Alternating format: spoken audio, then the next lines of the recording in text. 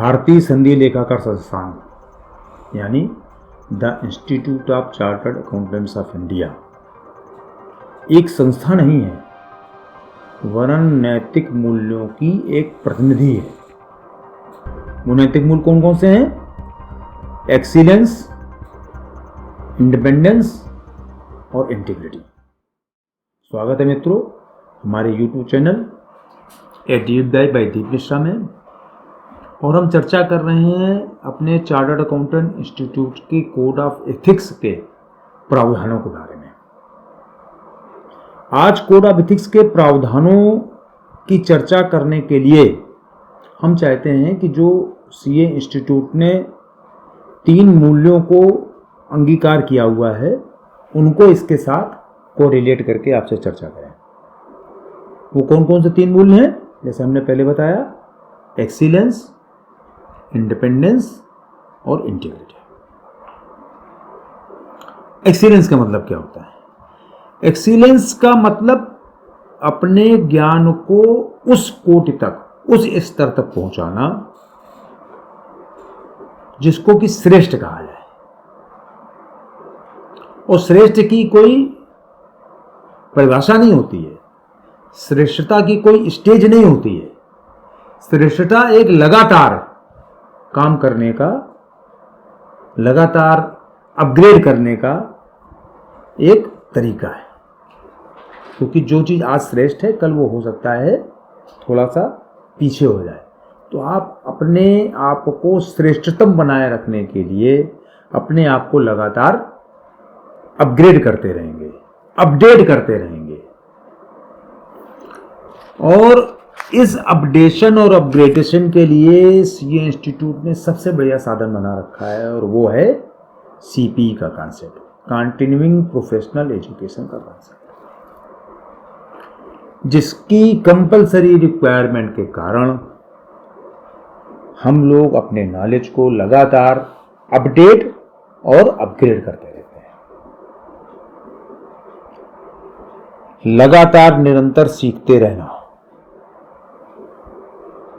यह ऐसा काम है जिसकी वजह से हम अपने आप को उस समाज में अपने आप को श्रेष्ठ बनाए रखने के प्रयासों में लगातार लगे रहते हैं। जैसे कोई नए प्रावधान, चूंकि कानूनों में तरह तरह के परिवर्तन आते रहते हैं, विशेषकर चूंकि हम लोग टैक्स के कानूनों से संबंधित रहते हैं, कंपनी कानूनों से संबंधित हम लोगों का काम रहता है, तो उस तरह के कानूनों में कोई भी परिवर्तन आवे उसके बारे में हम लोगों को जानकारी आवश्यक है। और इसके लिए सबसे बढ़िया जो तरीका इंस्टीट्यूट ने अपना रखा है वो है सीपीई का कॉन्सेप्ट। दूसरा आता है इंडिपेंडेंस। इंडिपेंडेंस मतलब निष्पक्षता। तो निष्पक्षता कितनी आवश्यक है अपने इस काम के लिए कि हम लोगों को अपनी रिपोर्ट ही इंडिपेंडेंट देनी पड़ती है। इंडिपेंडेंट ऑडिट रिपोर्ट होती है हम लोगों की। मतलब हम लोग किसी के दबाव या किसी के प्रभाव में काम हम लोगों को करना ही नहीं होता है। हम लोग किसी के दबाव में, प्रभाव में कोई काम नहीं करेंगे। यह जो इंडिपेंडेंस है, यह जो निष्पक्षता है, यह हमारे काम की रीढ़ है। अगर हम लोग इंडिपेंडेंट होकर अपनी ओपिनियन किसी फाइनेंशियल स्टेटमेंट पर नहीं दे पा रहे हैं, या कोई सर्टिफिकेशन वर्क कर रहे हैं और उसमें हम इंडिपेंडेंट नहीं हैं, तो हमारे काम, हमारा किया हुआ काम सब जो है बिल्कुल बेकार हो जाता है। ना तो बाहरी कोई दबाव हो, ना अंदरूनी कोई झुकाव हो। हम लोग नैतिक रूप से स्वतंत्र हों, कानूनी रूप से तो स्वतंत्र ही हैं, लेकिन नैतिक रूप से भी स्वतंत्र हों। जिसको लोग कहते हैं ना मेंटली इंडिपेंडेंट है हम, तो मेंटली इंडिपेंडेंट हर समय रहें, काम को करते समय, रिपोर्ट करते समय।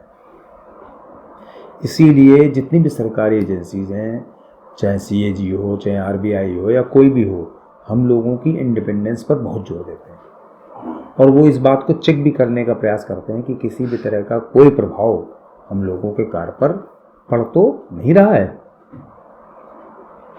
अगर मान लीजिए कोई आपका रिलेटिव है ना, तो अगर आप उसका काम करते हैं तो आप कहीं ना कहीं थोड़ा बहुत झुकाव होता है। लेकिन समस्या क्या होती है प्रोफेशन में कि आपके पास काम आएगा कहाँ से?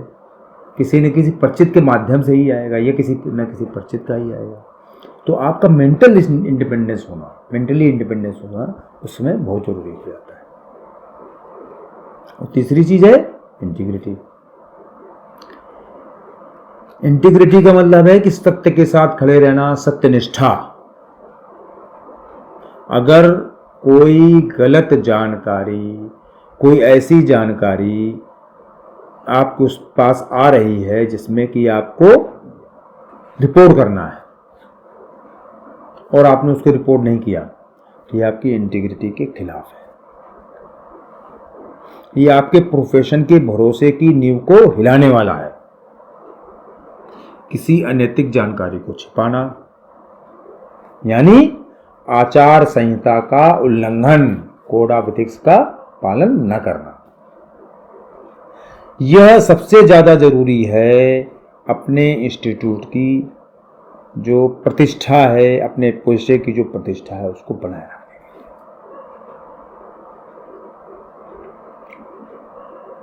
लिए। इंटीग्रिटी के लिए जो सबसे ज्यादा जरूरी चीज हमको लगता है वो है कि हम लोगों का अपॉइंटमेंट जो हो उसमें इंडिपेंडेंस हो। हम लोग तो इंडिपेंडेंट रिपोर्ट देने के लिए तैयार होते हैं, लेकिन हम लोगों का अपॉइंटमेंट उस प्रक्रिया के द्वारा होता है जिसमें कि सामान्यतया हमको उनके कामों पर ही अपनी रिपोर्ट देनी पड़ती जिन्होंने हमको नियुक्त किया हुआ है। तो इसमें थोड़ा सा कहीं ना कहीं आप कितना मेंटली स्टेबल होके, मेंटली इंडिपेंडेंट होके काम कर पाएंगे, कितना कठिन काम होगा। आप ये समझिए कि जिसने आपको नियुक्त किया आप उसी के किए हुए काम पर अपनी रिपोर्ट दे रहे हैं। लोग कहने में बहुत ईजी लगता है कि आप इंडिपेंडेंट हैं, लेकिन कितना इंडिपेंडेंट हो सकते हैं ये बहुत अपने आप में सोचने की बात है। इसलिए हम लोग बार बार इस बात को अपने इंस्टीट्यूट से और सरकार से इस बात को कहते रहते हैं कि हम लोगों का जो अपॉइंटमेंट हो वो एक निष्पक्ष एजेंसी द्वारा हो, एक इंडिपेंडेंट एजेंसी द्वारा हो, जिसमें कि हम लोगों के ऊपर किसी भी तरह का कोई दबाव काम के ऊपर न रहे। एक्सीलेंस हमको श्रेष्ठ बनाता है, इंडिपेंडेंस हमको निष्पक्ष बनाता है और इंटीग्रिटी हमको ईमानदार बनाती है। यह तीनों जो मूल्य हैं सीए संस्थान द्वारा अडॉप्ट किए हुए, ये हम लोगों को एक आदर्श चार्टर्ड अकाउंटेंट बनने के लिए रीढ़ है हमारी। किसी भी प्रोफेशन की अगर उसका प्रोफेशन का के ऊपर समाज का विश्वास, समाज का ट्रस्ट बना हुआ है, तो आप ये समझ लीजिए कि उस प्रोफेशन की जो कोड ऑफ एथिक्स की जो संरचना है, कोड ऑफ एथिक्स की जो व्यवस्था है, इसका मतलब बहुत बढ़िया चीज़ है। अगर किसी प्रोफेशन में किसी तरह की सामाजिक उसके मूल्यों में गिरावट आ रही है, तो कहीं ना कहीं उसके कोड ऑफ एथिक्स के जो व्यवस्था है उसमें कोई ना कोई छेद जरूर है। तो हमारा सिर्फ ये कहना है कि एक तो सरकार इस बात पर ध्यान दे कि हम लोगों का अपॉइंटमेंट इंडिपेंडेंट एजेंसी द्वारा हो, जिससे कि हम लोग वास्तव में इंडिपेंडेंट एक्चुअली भी रह पाए। क्योंकि जो आदमी पैसा दे रहा होता है, जो आदमी आपको नियुक्त कर रहा होता है, उसी के काम पर रिपोर्ट करना कितना कठिन हो सकता है, ये सब लोग सामान्य रूप से समझ सकते हैं। और उसके बाद भी हमारे चार्टर्ड अकाउंटेंट्स इंडिपेंडेंट रूप से अपना काम, हमें लगता है कि अधिकांश लोग करते ही हैं। शायद कभी रेयर ऐसा होता हो कि कोई किसी दबाव में, किसी झुकाव में कुछ अपने काम से उसके काम पर उसका प्रभाव पड़े। आगे हम लोग इंटरनेशनल जो मूल्य हैं इसके कोड ऑफ एथिक्स के, उन पर हम लोग थोड़ा चर्चा करेंगे, है ना। क्योंकि ये जो प्रोफेशन है ये केवल भारतवर्ष ही नहीं। आपकी रिपोर्ट तो एक बार आपने किसी फाइनेंशियल स्टेटमेंट पर आपने रिपोर्ट दे दी, तो वो किसी भी लेवल पर कहीं पर भी किसी भी स्तर पर रखी जा सकती है, उसका प्रभाव कहीं पर भी पड़ सकता है ना? तो अंतर्राष्ट्रीय स्तर पर अगर कोड ऑफ एथिक्स के प्रावधानों को हम लोग देखें तो उनके मूल सिद्धांत क्या है, उन पर हम लोग आगे चर्चा करेंगे और कोड ऑफ एथिक्स को मजबूत करने की दिशा में लगातार प्रयास करते हैं।